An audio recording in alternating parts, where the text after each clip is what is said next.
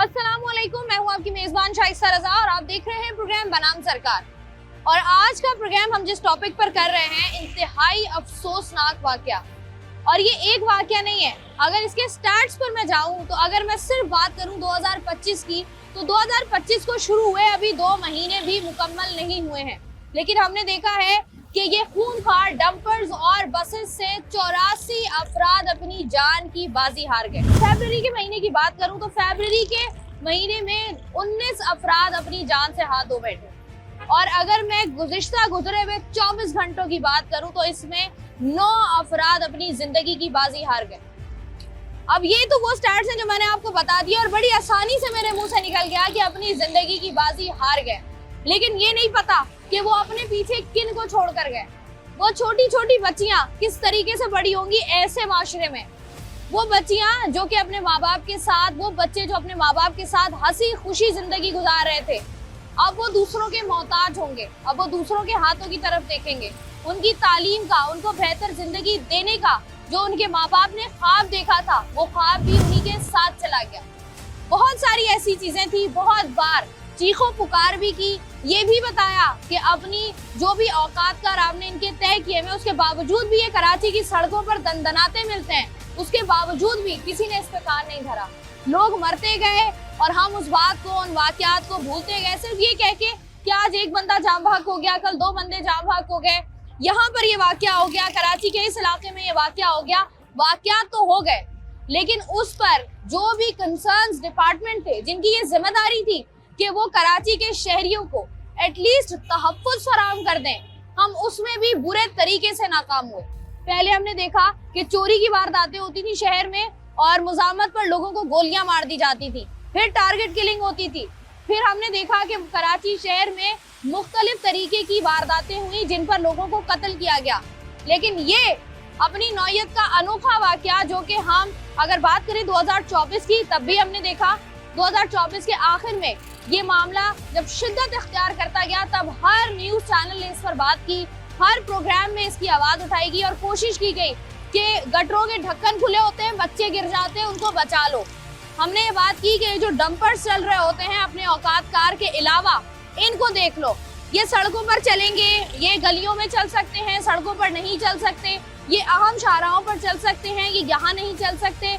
Water tanker है तो allow है, ये वाला टैंकर है तो अलाउ है। लेकिन हुआ क्या, आपने सबको अलाउ कर दिया।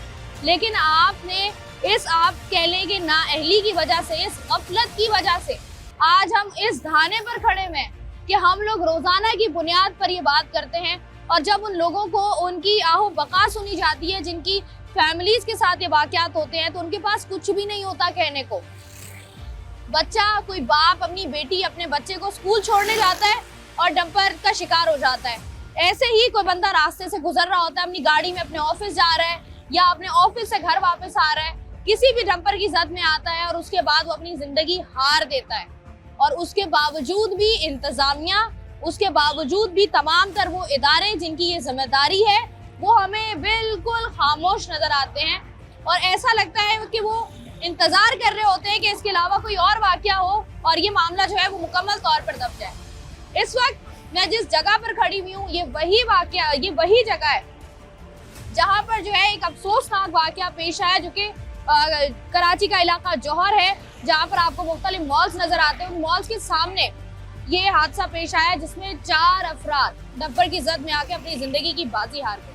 आज के प्रोग्राम में यही बात जानने की कोशिश करेंगे कि आखिर इसकी वजह क्या है, इसकी रोकथाम क्यों मुमकिन नहीं है और इसकी रोकथाम कैसे मुमकिन होगी। तो आइए प्रोग्राम का आगाज। ये जो अफसोसनाक वाकया हुआ, इसके बारे में क्या कहेंगे? आप यहीं पर मौजूद थे, नहीं थे?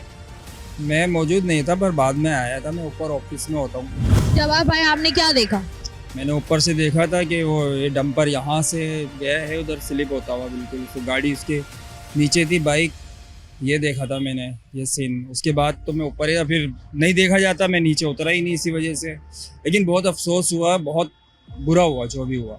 अच्छा, ये हमने देखा है कि गुज़िश्ता कुछ महीनों में ये डंपर की जद में आकर जो लोग अपनी जान से हाथ धो बैठ रहे हैं, इनकी तादाद में इजाफा होता जा रहा है जी। वजह क्या है? क्या लगता है आपको? ये जो डंपर अलाउ किए हुए हैं, वहीं से बाइक भी गुजर रही है, वहीं से आपकी हैवी ट्रैफिक भी गुजर रही है, क्या कहेंगे, क्या होना चाहिए और ये किसकी गफलत? मैम मैं एक चीज़ जानता हूँ कि ये जो डंपर होता है ना, असल में डंपर का कसूर नहीं होता, कसूर होता है चलाने वाले का, मेन चीज़। क्योंकि वो हमने ये देखा है, अक्सर वो नशे में होते हैं ड्राइवर जो होते हैं ना, और वो कहते हैं कि हम आगे निकल जाएं किसी तरह से, इसको पीछे छोड़ दें। अब किसी का ये नहीं देखते हैं आपके, मतलब कोई कमाने निकला है बेचारा, किस उससे जा रहा है, आप ये नहीं देखते हो, आप उड़ा दिया आपने, नशे में होते हो, ढूंढ होते हो बिल्कुल, ठीक है, और उड़ा के आप भाग जाते हो। तो मेन चीज़ मैम मेरा हिसाब से ये है कि कसूर ड्राइवर का होता है। अच्छा, ऐसे ड्राइवर्स को रखना जिनका आपको पता है, क्योंकि ड्राइवर हजरात के बारे में यही कहा जाता है कि ये तो नशा करके ये ड्राइव कर सकते हैं, आपको लगता नहीं है कि ये गफलत है? बिल्कुल गफलत है, ड्राइवर की गलती है। उनको चाहिए, उनके ऑनर को चाहिए कि सख्ती करे इस मामले की, हमारी हुकूमत को चाहिए कि एक्शन ले इस बारे में। जो वाकया पेश आया, इस तरह के वाकयात हमने देखा है कि इसकी तादाद में इजाफा होता जा रहा है, यहाँ पर नहीं, कराची के हर इलाके में हुआ है। क्या वजह है, किसकी गफलत?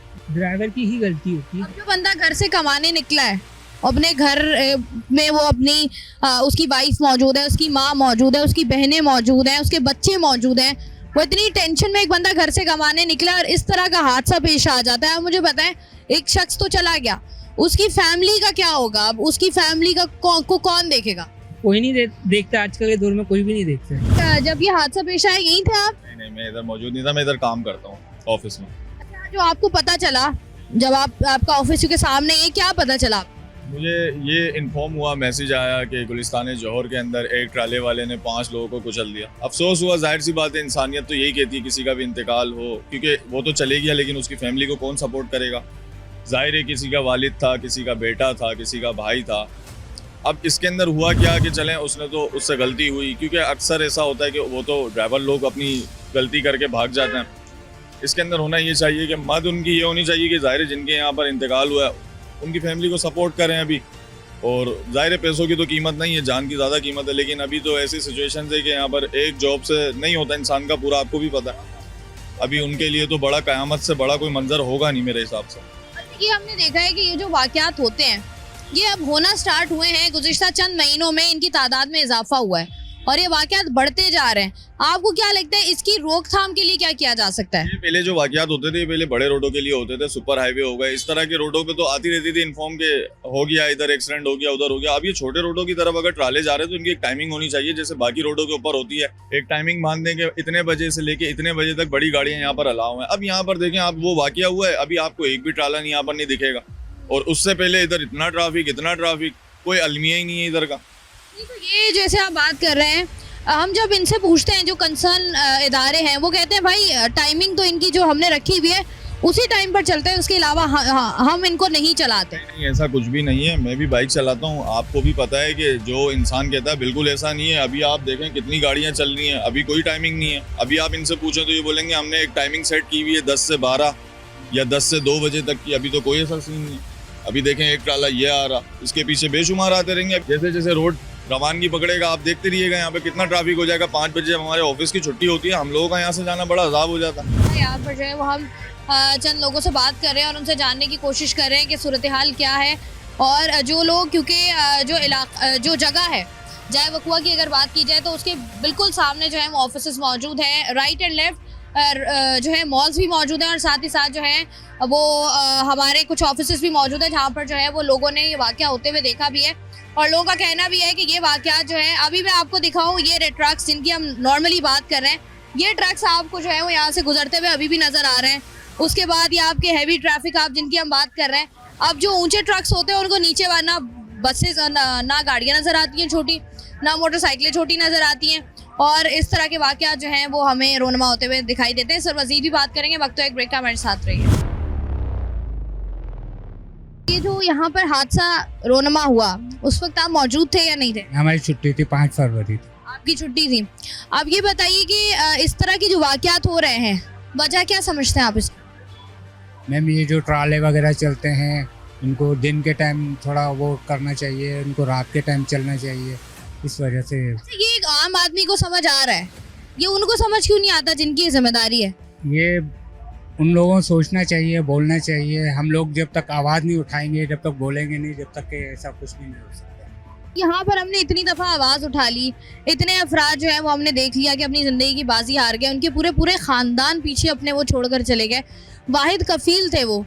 तो मुझे बताइए इनका जिम्मेदार कौन है, इनकी जिम्मेदारी कौन लेगा? उनकी जिम्मेदारी जब तक हम लोग बाहर नहीं निकलेंगे, रोड पे नहीं आएंगे, जब तक कुछ भी नहीं होता। यहाँ हादसा कितने ट्रक डंपर दिन दिहाड़े दौड़ रहे हैं, जबकि 12 के बाद 11 के बाद निकलना चाहिए। ये बिल्कुल नहीं देखा जा रहा। राउंड साइड आ रहे हैं लोगों को नुकसान, स्कूटर वाले हैं, गाड़ियों वाले हैं, नहीं रुकते किसी के। पुलिस काम करती है उधर, ट्रैफिक लेडीज़ को भी वो बिठाते हैं रिक्शे में और बुज़ुर्गों को गुजारते हैं। कुछ लड़कियां ऐसी हैं बेचारी जो हमें रोड क्रॉस कराती हैं। बहुत अच्छा लगता है हमें कि अल्लाह उनको इज्जत दे। बात बताएं अंकल, जिस तरीके से आप बात कर रहे हैं, ये जो डंपर्स हैं इनका एक टाइम तय हुआ है और ये आपको उस टाइम के बगैर इस तरह की जो आपकी मसरूफ तरीन शाहराएं होती हैं उनमें जो है ये हमें चलते हुए दिखाई दे रहे होते हैं और आए रोज इस तरह के हादसा हो रहे होते हैं। कौन जिम्मेदार है इसका? वज़ीर आला सिंध है, उनको नोटिस लेना चाहिए और पुलिस ट्रैफिक इंचार्ज जो है वो इनको रोकें, पूछें, चलान नहीं काटें, बंद करें गाड़ी 12 के बाद। ये जो दिन दिहाड़े जिंदगियां निगल रहे हैं डंपर, ये खूनी डंपर, इनके जो ड्राइवर्स हैं उनको क्या सजा होनी चाहिए? जो जैसा हुआ है वैसे उसके साथ हो। देखो ना, उनके घर वालों को शायद इसी तरह सब्र आ जाए कि चलो पकड़ के उनके अलावा कि इनको कुछ यही दिया जा सकता है कि भाई ये ले लो। इससे पहले भी एक डंपर वाले ने किया, एक लड़की जाम और नुकसान शदीद हुआ उसको, लेकिन उस बंदे ने अपनी गाड़ी भी बंद कराई, ड्राइवर को भी बंद कराया और उस लड़की का 18 लाख रुपया इलाज का मुआवजा दिया।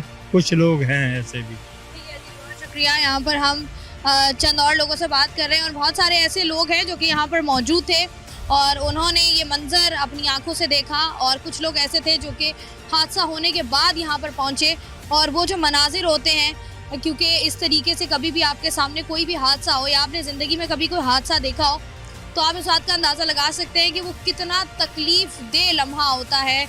वो लम्हात होते हैं जब आप देख रहे होते हैं लोगों को इस तरह हादसा जब हो रहे हो और आपके सामने कोई भी मरीज़ पड़ा हो या कोई भी शख्स पड़ा हो जो कि तड़प रहा हो और उसके बाद वो तड़पते तड़पते अपनी जान की बाजी हार जाए।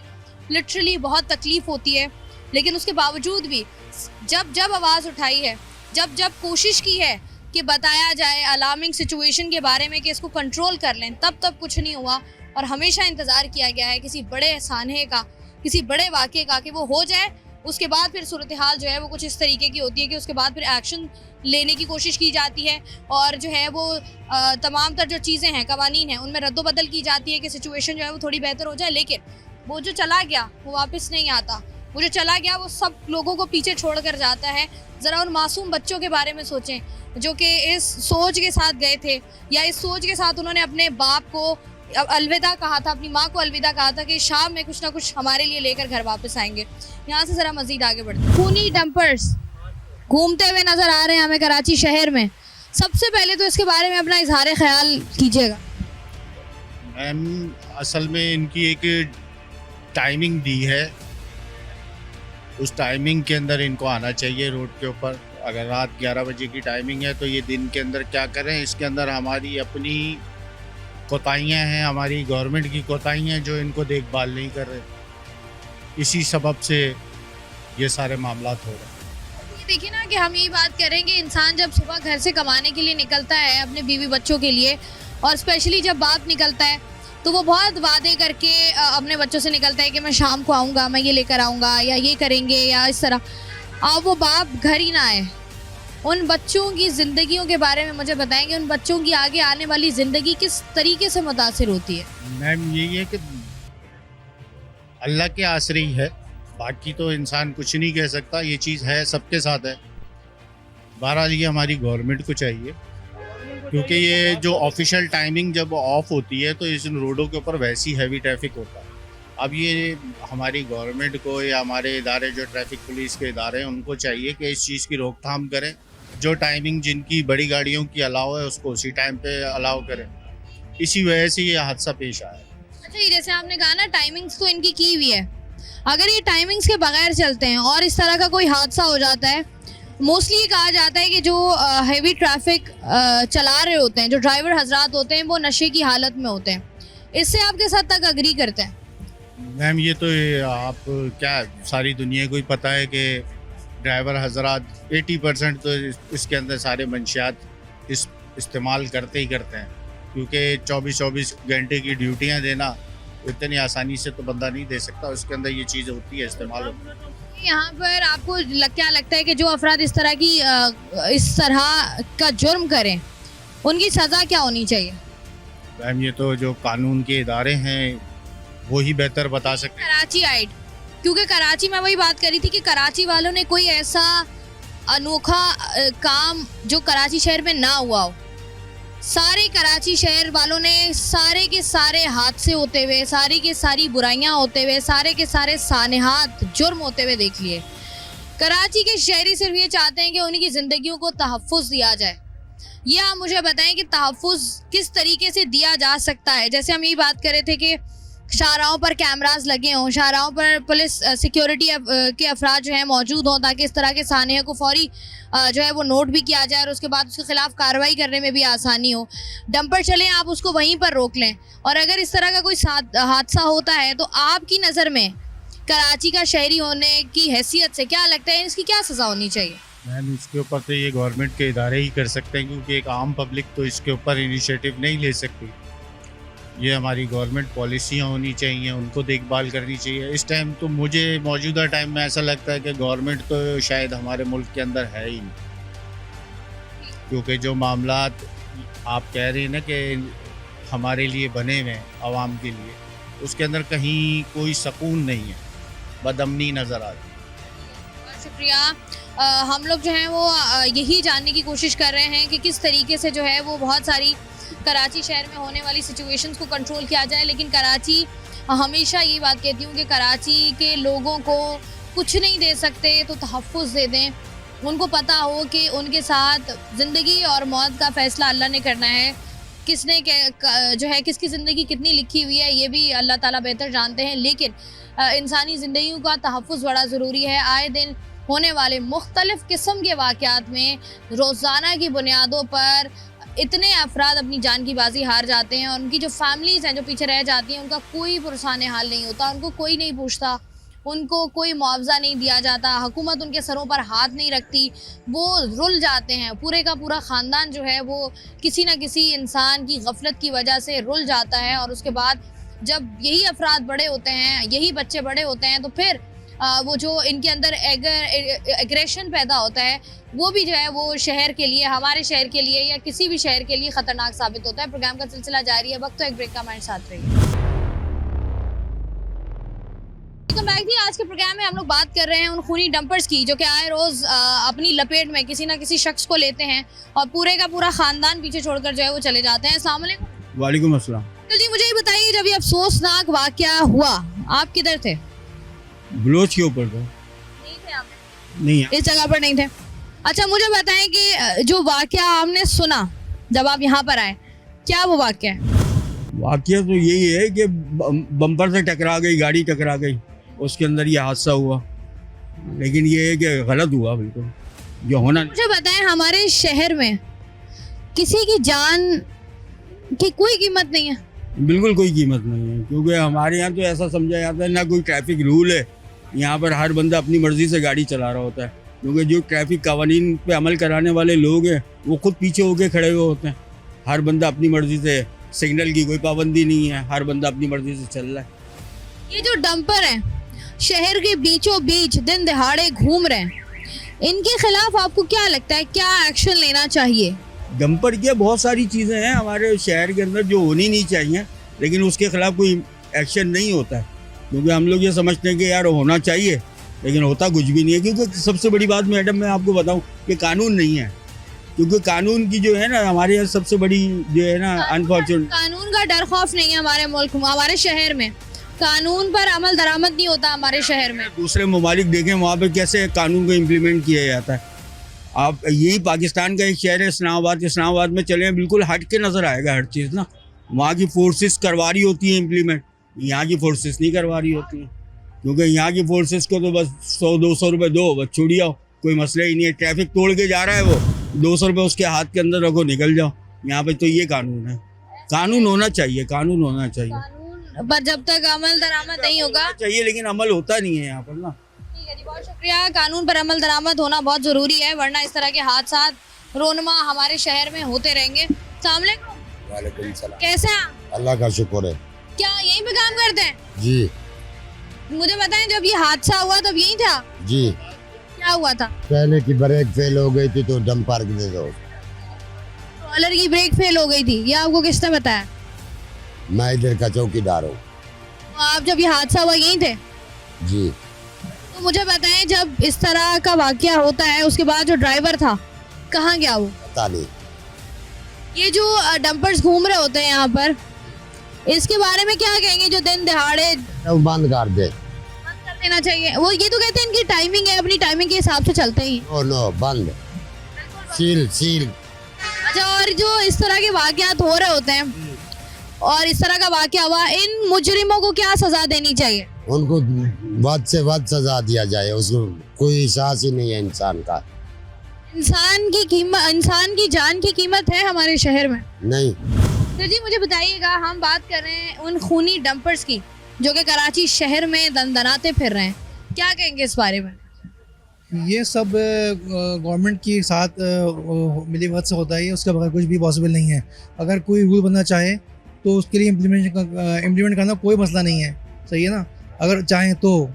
लेकिन वही बात है कि चाहते ही नहीं है, और सब कुछ जो है वो इनकी मिली भगत से ही होता है।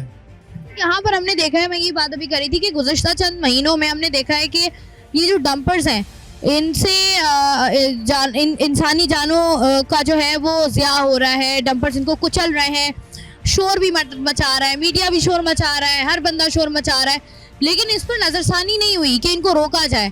इंतज़ार किया जाता है कि चलो 2 और मर जाएं, 2 और मर जाएं, 2 और मर जाएं। तो आपको क्या लगता है कि इसके खिलाफ कब कानून साजी होगी और कब कराची के शहरी इन डंपरों से बच पाएंगे? देखिए, पूरा पाकिस्तान एक तरफ, कराची एक तरफ। कराची में तो कोई कानून है ही नहीं, बिल्कुल। कराची को तो लावा छोड़ा हुआ है। कराची का कोई पोसान हाल नहीं है। रोड का हाल देख लें, रोड का क्या हाल हो रहा है, और आए दिन लोग मर रहे हैं इसमें, लेकिन कोई देखने वाला कोई नहीं है। अभी 2 दिन पहले जो हादसा हुआ है उसमें बेचारे 2-3 लोग जो हुए हैं इसमें जहाँ बाक हुए हैं। लेकिन वही बात है कि जब तक इसमें गवर्नमेंट एक्शन नहीं लेगी कुछ भी नहीं होगा। और इसमें अब यही है कि अब पता नहीं कौन से हुक्मरान आएंगे, क्या करेंगे, कौन आएगा, किस पे एक्शन लेगा आके। अगर चाहें तो कुछ वो नहीं है, मतलब नामुमकिन नहीं है अगर इम्प्लीमेंट करना चाहें तो। यहाँ पर हमने देखा है कि लोग ये बात भी कर रहे हैं कि जो डंपर्स होते हैं या जो हैवी ट्रैफिक चलाने वाले ड्राइवर्स होते हैं वो मोस्टली नशे में होते हैं। मोस्टली नशे में होते हैं और मौके से एकदम वो फरार भी आते हैं। वो यही बहुत मज़े की बात है कि वो पकड़ में आते ही नहीं है। वो मतलब ऐसे ही गायब होते हैं वहाँ से वो, और कहते हैं कि ड्राइवर हादसे के बाद फरार हो गया। तो आपको क्या लगता है कि ऐसे ड्राइवर्स के खिलाफ क्या होना चाहिए? उनको उसी वक्त रोड पे, मैं तो कह रहा हूँ कि आप वहीं उसी तरफ उनको आप इनकाउंटर करें उठा के।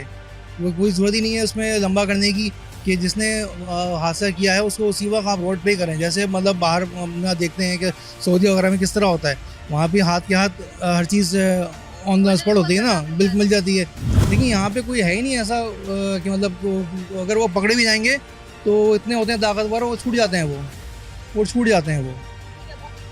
सर जी, आपका हम लोग आज के प्रोग्राम में ये बात कर रहे हैं कि कानून पर जब तक अमल दरामद नहीं कराया जाएगा तब तक इस तरह के हादसा जो हैं वो बढ़ते रहेंगे। अस्सलाम वालेकुम सर जी। कैसे हैं आप? जी, सर जी, मुझे बताइएगा कि ये जो डंपर वाला हादसा हुआ उस वक्त आप यहीं पर थे या नहीं? मैं नहीं था यहाँ पर मौजूद। अच्छा, ये जो वाकयात हो रहे हैं, डंपर कहीं भी कराची के किसी भी इलाके में, किसी भी शाहराह पर, किसी भी गली में आपको मिल जाता है और यूं ही कुचलते हुए निकल जाता है, क्या कहेंगे इस पे? आपकी राय क्या है? दिन के अंदर तो नहीं होना चाहिए, कम से कम रात में इनको अलाउ करना चाहिए 12 बजे के बाद बस। इनकी टाइमिंग तो है ना सर जी? हाँ, तो टाइमिंग है, लेकिन वही बात है कि कैसे आते हैं शहर के अंदर, कौन पूछेगा इनको? तो पूछता ही नहीं इनको। ये तो जिस तरीके से इंसानी जानें ज़ाया हो रही हैं, आप मुझे बताएं क्या लगता है बिल्कुल बहुत गलत बात है। कितनी जानें और ज़ाया होंगी तो थोड़ा आंखें खोल कर देखा जाएगा। बात ये है कि ये तो हुकूमत का काम है ना इनको रोकना, या तो इनकी टाइमिंग बनाई जाए इस तरह करने से यही होता है, ज़्यादा से ज़्यादा इंसानी जानें ज़ाया होती रहती है, कोई इसको पूछने वाला तो है नहीं। अब वही ये जो हादसा हुआ इसमें कौन पूछेगा, कोई भी नहीं, थोड़े दिन चलेगा उसके बाद सारा कुछ ख़त्म हो जाएगा। तो ये है कि या तो रोका जाए या अगर नहीं रोक सकते तो फिर चलने दे जैसा निज़ाम है, और क्या बोलते हैं। अगर हम इसी शाहरा की बात करें, जितनी मशहूर शाहरा है ये, यहाँ पर हमने देखा आए रोज ट्रैफिक जैम होता है। यहाँ पर 4 बजे के बाद आप अपना पाँव नहीं रख सकते इस रोड पर, और इतनी बड़ी तादाद में जहाँ पर छोटी गाड़ियाँ चल रही हो वहाँ पर डंपर भी वहीं पर चल रहा है, कुचल के चल रहा है। कम से कम रात में अलाउ करना चाहिए, अगर शहर में ज़रूरत है इनकी तो वैसी बात है, अगर नहीं है तो फिर ना करे अलाउ। मैं ये सोचती हूँ, जैसे आपने भी बताया ना, जिक्र किया हादसे का, ये हादसा हो गया, अब वो इंसान, वो मियाँ बीवी इस दुनिया से चले गए, अब जो वो अपने पीछे छोड़ के गए मासूम बच्चे, उनको कौन देखेगा? सही बात है, आपकी बात बिल्कुल बजाय, लेकिन बात वही है कि कौन रोके इनको, ये तो मसला है। ये आते हैं, अभी ये 2 दिन की कहानी है, 1 हफ्ता रुकेगा, उसके बाद फिर ये आना शुरू हो जाएंगे, तो ये सारा तो हुकूमत का काम है ना। आपको लगता नहीं है कि एटलीस्ट इंसानी जान का तहफ़्फ़ुज़ किसी भी हुकूमत की अव्वलीन तरजीह होना चाहिए? बिल्कुल जी, हर किसी की क्यों नहीं है, होना चाहिए, क्यों नहीं होना चाहिए। लेकिन बात ये है कि बाकी सब जानते हैं इस चीज़ को, कौन चला रहा है कौन नहीं, लेकिन कोई करने के होता तो है नहीं। अब यही है कि या तो इंसानी जानें ज़्यादा ज़ाया होंगी तो उसके बाद ये भी हो। कितनी जानें ज़ाया होंगी, जान तो एक ज़ाया हो, हज़ारों ज़ाया हो, बराबर तो एक ही है ना। जी ठीक है जी, बहुत शुक्रिया। यहाँ पर जो है वो हम लोगों से बात करके उनकी राय ले रहे हैं। वो लोग जो कि या तो चाहे वकुआ पर मौजूद थे या फिर जो है वो यहीं पर काम करते हैं, और जब वो वापस आए तो उनके इर्द गिर्द जो लोग मौजूद थे उन्होंने इस हादसे के बारे में उनको बताया। अब अफसोसनाक बात यह है कि हमारा शहर, जिसको हमने लावारिस भी कहा, जिसको हमने जो है जिस पर हमने हर दुनिया की हर मुख्तलिफ तरीक़ों से, मुख्तलिफ ज़ावियों से होती हुई बुराई भी देखी, उसके बावजूद भी कराची के शहरियों ने कराची को ओन किया। कराची में रहने वालों की बात हो रही है, उसको ओन किया, उसको हर बुराई के साथ एक्सेप्ट किया, और ये कोशिश की और इस उम्मीद का इजहार भी किया कि शायद कराची शहर में बदलाव आए। लेकिन हमने देखा है जैसे जैसे वक्त बदलता जा रहा है वैसे वैसे नए तरीक़ों से कराची के शहरियों को जो है उनकी जानों को ख़तरा है। पहले बहुत सारे वाक़े जिसका जिक्र मैंने पहले भी किया वो हुए, अब ये खूनी डंपर्स कराची शहर में घूम रहे हैं। कोशिश करते हैं ज़रा मज़ीद भी उन लोगों से बात करने की जो कंसर्न डिपार्टमेंट्स हैं, जिनका ये काम है, जिनकी ये जिम्मेदारी है, आखिर वो इसके बारे में क्या कहते हैं और उनके पास इसकी जस्टिफिकेशन क्या है। प्रोग्राम का सिलसिला जारी है, वक्त तो एक ब्रेक का, हमारे साथ रहिए। वेलकम बैक जी। आज के प्रोग्राम में हम लोग बात कर रहे हैं ये जो खूनी डंपर्स हमें कराची की शाहराहों पर घूमते दंदनाते हुए नज़र आ रहे हैं, और उसके बाद हमने देखा है कि पूरे के पूरे ख़ानदान इसकी नज़र हो गए, उजड़ गए। उसी पर बात करने के लिए इस वक्त मेरे साथ मौजूद हैं किसी तारुफ के मोहताज नहीं समाजी कारकुन ज़फ़र अब्बास साहब। इनसे जानते हैं कि ये इस तमाम तर सूरत हाल पर क्या राय रखते हैं। अस्सलाम वालेकुम ज़फ़र भाई। जी वालेकुम सलाम। सबसे पहले तो बहुत बहुत शुक्रिया आपका। सबसे पहले मुझे बताइएगा कि ये जो डंपर्स और ये जो हैवी ट्रैफिक है हमारे शहर में, और गुज़िश्ता चंद माह में हमने देखा है कि सूरत हाल बहुत ज़्यादा ही वर्स्ट हो गई, इस पर क्या कहेंगे आप? मैं कहता हूँ इंसानी जान हार गई, 500 रुपया जीत गया। बाप बेटा दोनों रौंद के मारे गए, 2 लोगों की ज़िंदगी हार गई, 500 रुपये का नोट जीत गया। माँ बेटे मारे गए, इन दोनों की ज़िंदगी हार गई, 500 रुपये का नोट जीत गया। मियाँ बीवी दिन में डंपर के नीचे आके रौंद के मारे गए परसों, उनकी ज़िंदगी 500 रुपये से ज़्यादा सस्ती थी। 500 रुपये दीजिए, जो करना है कीजिए। सुप्रीम कोर्ट का ऑर्डर हो, किसी का ऑर्डर हो, कोई रूल हो, कोई रेगुलेशन हो, 500 रुपये भारी है, कोई नहीं पूछेगा आपसे। हम कहते हैं आप हमसे 5 अरब रुपए ले लें, पूरा शहर जमा करके देता है। जिन जिन लोगों को रौंद के मारा है, जिंदा तो नहीं कीजिए, कम से कम उनके चेहरे ही असली हालत में ला दें। उनके बच्चे देख लें कि मेरी माँ के मुंह से जब डंपर गुजरा, मेरी माँ का चेहरा तो ऐसा नहीं था कागज़ की तरह, वो तो एक चेहरा था, वो चेहरा ही बना के खाली एक बार दिखा दो, आखिरी दफ़ा अपनी माँ के चेहरे को तो देख ले। तो हमारे लिए तो 500 रुपये बड़ी मुश्किल बन गया। लेकिन ज़फ़र भाई, हम जब इनसे बात करते हैं, जो कंसर्न इदारे हैं वो ये बात करते हुए नज़र आते हैं कि इनका एक स्पेसिफिक टाइम है और ये अपने टाइम के हिसाब से ही चलते हैं। हाँ, तो मैं भी तो आपसे ये कह रहा हूँ, वो टाइम का रूल कानून सब खा गया कौन? 500 रुपये का नोट। अब बात ये है कि चलने दीजिए 500 रुपये, फिर आप कल को मेरे घर में भी एक लाश पहुँचेगी, एक आपके घर में पहुँचेगी, इनके घर में पहुँचेगी। हाँ, जो ले रहे हैं चूँकि उनका घर ही नहीं है पुल के इस तरफ, उनको फ़र्क ही नहीं पड़ता। उनके इलाकों में ट्रक दाखिल होकर दिखाए खाली इस टाइम पे, डंपर, शावल, एक्सीवेटर, 22 व्हीलर गाड़ी जाए दिन में तो सारे कानून उनके लिए हैं। जो कानून यहाँ पर है वो कानून खा जाता है 500 रुपये का नोट। तो मियाँ बीवी मर गए, उनके बच्चे पीछे रह गए, या जो अपने पूरे ख़ानदान का वाहिद कफील था वो चला गया, उनकी पूरी की पूरी जो फैमिलीज पीछे हैं उनको देखने वाला कौन होगा? मैं आपसे बड़ी सीधी बात कर रहा हूँ, चलें ये तो मियाँ बीवी चले गए ना, ये तो पूरा घर ही ख़त्म हो गया। बाप बेटा जो उस दिन मरे हैं, वो तो जो लोग मैयत लेने आए थे कह रहे हैं बहुत ही गरीब है। अब वो बेवा जिसका बाप और बेटा दोनों मर गए, वो कफन के पैसे कहाँ से लाएंगे? कब्र कहाँ से लाएंगे 30-40 हज़ार रुपए की? 2 लोगों की कब्र 80,000 रुपये कहाँ से लाएंगे? तो जो जुल्म हो रहा है, मैंने तो अभी बोला मैं कैंपेन शुरू करने जा रहा हूँ। 10 साल में, 12 साल, 15 साल में जितने लोगों को इन ट्रकों ने रौंद के मारा है रोडों पे, इनकी फैमिलीज अपनी डिटेल ला के दें, एक लेटर लिखें चीफ जस्टिस ऑफ पाकिस्तान के नाम, हम सुप्रीम कोर्ट में पटिशन लगाएंगे, जाके खुद सुप्रीम कोर्ट फैसला करे ना कि भाई जब पुलिस लिख रही होगी हाँ दिन में 2 बजे इसके शौहर को रौंदा है, तो कानून था कि नहीं था? कोई तो जिम्मेदार होगा ना। और मैं तो सीधी बात कल मैंने की है कि जो गाड़ी जिस किसी के बहन बेटे को रौंद के मारेगी, उस गाड़ी को एक कानून बने, सेल किया जाए, भले वो 10 करोड़ की गाड़ी हो, वो पैसा उस फैमिली को दिया जाए। हाँ, अगर आप उस फैमिली का बच्चा या बेटा या बेटी जिंदा कर देते तो ये पैसा आप वापस ले लिएगा। लेकिन जफर भाई ये आपने बात की ना, हम बात करें कानून की बालादस्ती नहीं है हमारे शहर में। अब यहाँ पर ये जो ड्राइवर्स हजरात हैं जो कि चलें ठीक है, एक तो डंपर निकल ही आया, आपने पैसे ले लिए, सब कुछ कर दिया, उसके बाद वो ड्राइवर कहा यह जाता है कि या तो ज़्यादातर ड्राइवर्स जो हैं वो नशे की हालत में होते हैं, या वो हिट करके वो हिट एंड रन वाला केस होता है कि आपने मारा और उसके बाद फरार भी हो जाते हैं, और उसके बाद कोई नहीं पूछता उनको कि कहाँ गए, क्यों गए, कब गए। आप देखिए मेरी बात सुने, आप इसी पाकिस्तान में रहती हैं, हमारे इदारे जो चाहें कर सकते हैं, उनके पास किसी पावर की कमी तो नहीं है। नहीं, बिल्कुल भी नहीं। बस ख़त्म। हम इसके बाद तो कोई बात ही नहीं रह जाती ना। हमें पता है हमारे इदारों के बस से बाहर कुछ भी नहीं है। 4 ट्रक ड्राइवरों को सीधा करने के लिए कोई मसला है? इनके लिए मसला है चेक करना कि किसके पास लाइसेंस है, किसके पास नहीं है, कौन इस मुल्क का है, कौन उस मुल्क का है, किसके पास जहाज़ उड़ाने का लाइसेंस है और वो उड़ा डंपर रहा है, उसको पता ही नहीं है कि ये उड़ने वाली चीज़ नहीं है, ये सड़क पे चलने वाली चीज़ है। ऐसे कैसे आप अपनी ट्रक के नीचे लोगों की बाइकें लेकर जा रहे हो, उसके साथ 2-2 लाशें घिंचती हुई जा रही है, आप ब्रेक लगानी पसंद नहीं कर रहे? कल जो शख्स की मैयत की वीडियो आई है, क्या वीडियो आई है कि लोग दिखा रहे हैं कि ये कोई शख्स उल्टा पड़ा हुआ, अच्छा ये ट्रक के टायर के नीचे आ गया, ओहो इसकी बेटी भी है, इसकी बीवी भी है। जुल्म है। पाकिस्तान में और शहर भी हैं और गाँव भी हैं, ये सारी क्या बोलूँ मैं। जफर भाई आपको लगता है कराची शहर के हालात बेहतर हो पाएंगे? मतलब वो दिन आएगा कराची शहर में जब कानून की बालादस्ती होगी इस शहर में? देखिए हम तो दुआ कर रहे हैं अल्लाह ताला। देखें ये रोशनियों का शहर था। इस शहर की अंदर जब हबीब बैंक प्लाजा बना था तो चाइना के इंजीनियर्स आए थे और हफ्तों आइए चंडीगढ़ रोड पे बैठे रहे, देखते रहे कि क्या बनाया इन्होंने। इस शहर को रोशनियों का शहर कहा जाता था। आप आज भी अगर देखें एमिरेट्स एयरलाइन पे जो के लिखा होता है ना उसके टिकट के साथ, वो कराची लिखा हुआ है हर टिकट के ऊपर। देखें बात ये है कि हम कराची तो एक दुनिया है अलग ही, इसको क्यों मोइंजोदड़ो में तब्दील किया जा रहा है, इसके साथ क्यों ये सब किया जा रहा है, ये मुझे नहीं मालूम। लेकिन कम से कम जो यहाँ रहते हैं बगैर सड़कों वाले शहर में जो लोग रहते हैं, जो गैस की लोड शेडिंग, बिजली की लोड शेडिंग, इंटरनेट की लोड शेडिंग, मोबाइल सिमों की, मोबाइल फ़ोन की लोड शेडिंग, जो इन हालात में रहने को ज़िंदा तो रहने दिया जाए।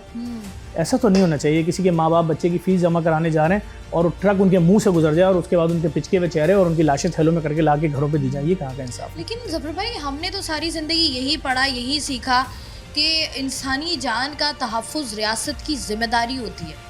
वही आप वाली बात है, पानी नहीं है, बिजली नहीं है, गैस नहीं है, खाने को नहीं दे रहे, महंगाई कर दी, मार दिया, दीवार के साथ लगा दिया।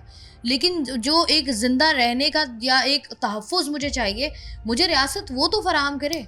मैंने भी ज़रा सी आवाज़ उठाई है परसों, ज़रा सी आवाज़ उठाई, उनके सबके घरों पे गया हूँ कि देखो किस तरह इनके घरों के बाहर टेंट लगे हैं, लाशें पड़ी हैं, बेटियाँ इनकी 13 साल और 9 साल की सदमे में, कोमे में, समझ में नहीं आ रहा उनको कि पहले बाप की लाश पे रोएं कि पहले माँ की लाश पे रोएं। वो यही नहीं फैसला कर पा रहे। तो मुझे कल से अब तक फ़ोन आ रहे हैं, गलत माफिया से पंगा ले रहे हो, मार के चले जाएंगे, घर में घुस के मार के जाएंगे, पूरी फैमिली को ज़िबा कर देंगे। क्या मजाक है?